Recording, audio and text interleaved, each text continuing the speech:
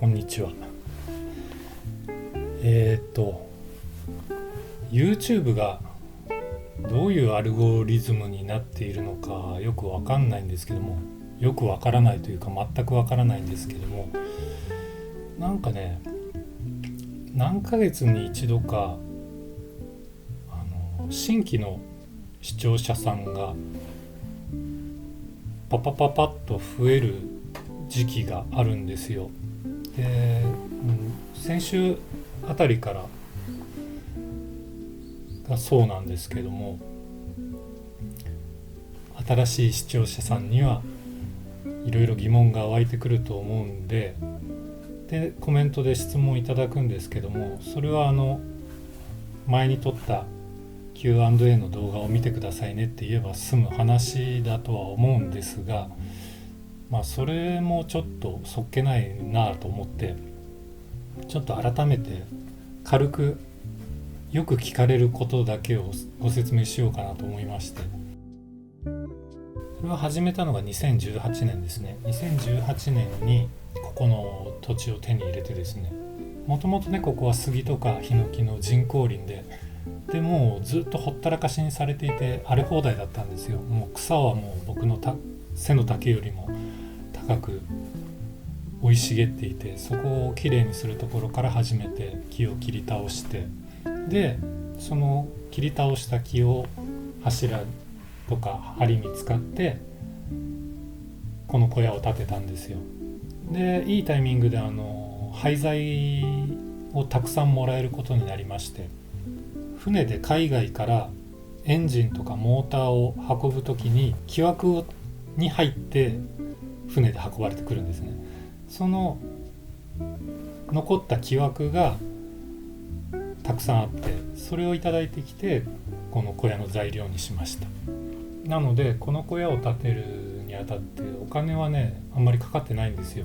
内装の板とかもね、ホームセンターで買ってきた木材ですけども、屋根の波板とかね、こういうドアとかも全部、ドアもこのもらってきた廃材で作りました。ガラスなんかはリサイクルショップでガラステーブルを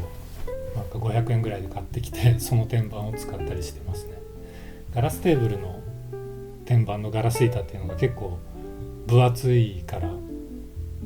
こういうところに使えるんですよ。で、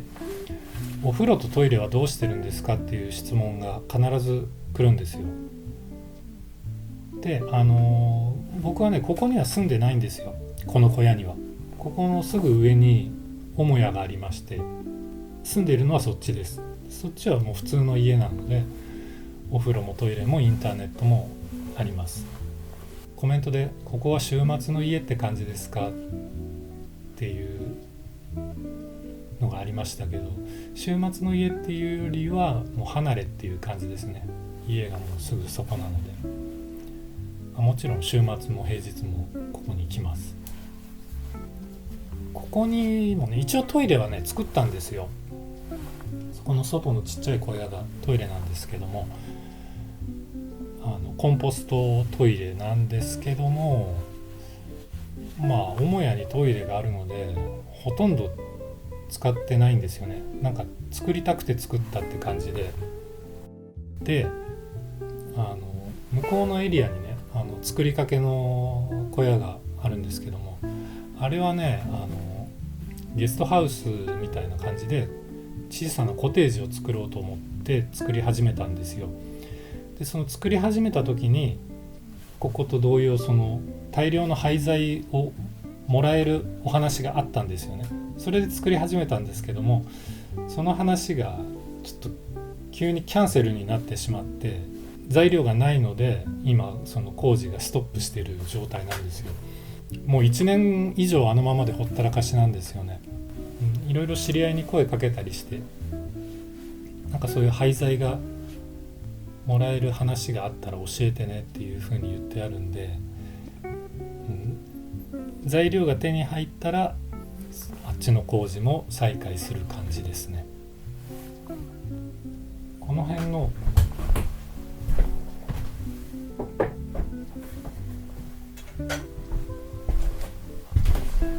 なんかか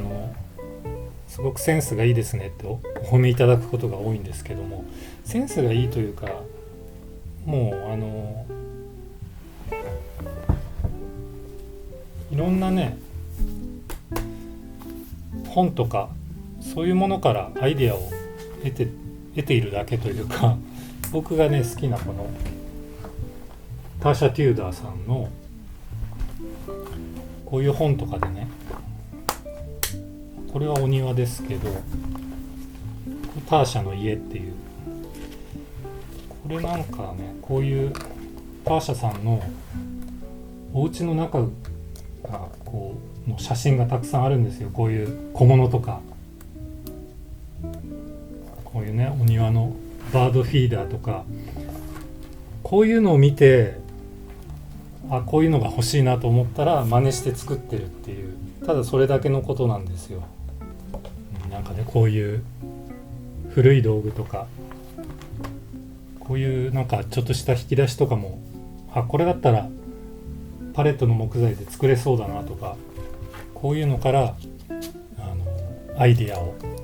拝借してるんです。こういうねトラディショナルカントリースタイル、こういうのをね古本屋さんで買ってくるんですよ。こういう写真を見て、なんかね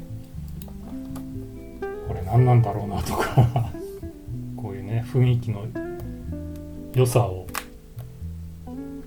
僕の場所に取り入れようと、こういうところからアイディアを拝借しています。これとかね、これはね、これも廃材で作ったんですよ。リンゴ箱、八百屋さんからもらってきたリンゴ箱を解体して作ったんですけど、これペンキを塗って、ちょっと塗った後に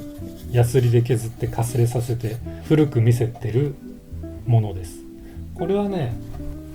このパイプ入れとして、こ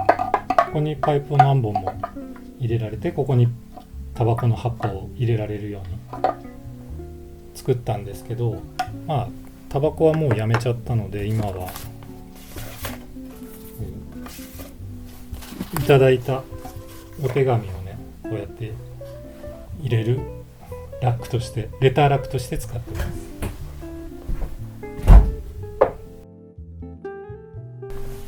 あとはね、ターシャ・テューダーさんとこの柳生博さんですね。僕が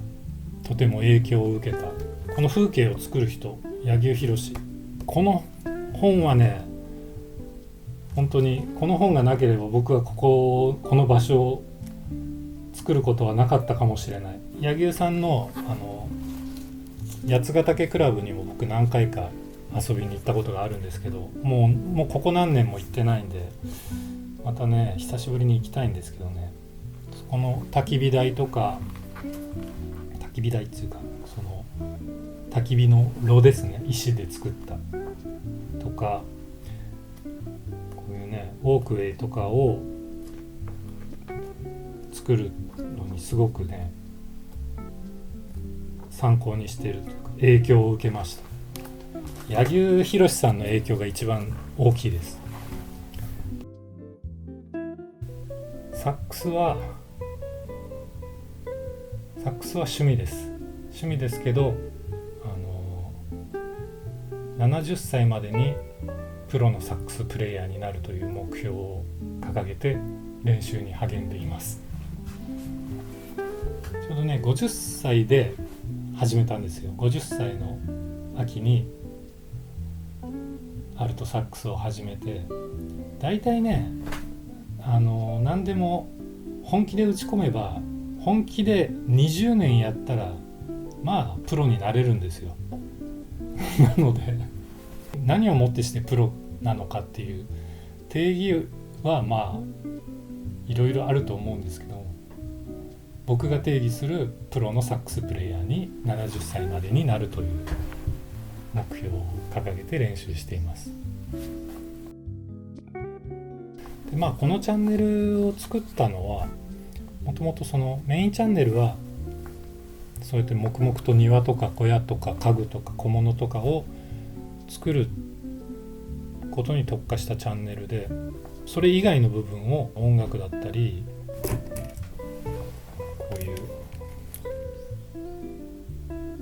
絵を描いたりね、旅行だったりオートバイだったり皆さんにシェアするって感じで始めたチャンネルなんですよね。メインチャンネルの方が登録者数今7万7千人ぐらいいらっしゃるのかな。もうここ2年ぐらいずっと増えてないんですけどでこっちの方がね今6000人超えてるんですよね。僕ねそんな行くつもりじゃなかったんですよ。2、300人ぐらいでこっそりやろうと思って始めて続けてたんですけど、なんかあれよあれよという間になんか6000人超えちゃって、もちろん嬉しいんですけど、嬉しいのもあるんですけど、なんかねちょっと恥ずかしいというか、なんかね分かんなくなるんですよね。自分で撮影してても、今この動画もね、これなんでこんなの撮って全世界に公開してるのかなってね分かんなくなるんですよね。それで最近ちょっとねメンバーシップを始めたんですよ。そのメンバーシップの動画はまだ1本しかないんですけども、僕がエッセイを書いてそれを朗読してそれに映像をつけた動画なんですよ。でそれはねメンバーの人にしか見られない動画なんですけども、なんでそういう風にしたかっていうと、ちょっとねエッセイっていうのってかなり自分の内面をさらけ出してるものなので、単純に恥ずかしいっていうのがあって登録者数2、300人の時だったらまあそのまま出してたんだと思うんですけども、ちょっとね5000人6000人となってくるとちょっとね自分のエッセイを聞かれるのは恥ずかしいなっていう気持ちがあって、でもちょっと聞いてほしいっていうのも、そういうなんか複雑な心境もあって、悩んだ末にメンバーシップ限定っていう風にしたんですけども、なんかこれからね月に2本ぐらいはその随筆というかエッセイというか、僕が考えていること感じたことなんかを文章にしてそれを朗読してますんで、していくつもりなので、本当に興味のある方はこっそりメンバーになってこっそりご視聴ください。それでは長々とご視聴ありがとうございました。では次の動画でお会いしましょう。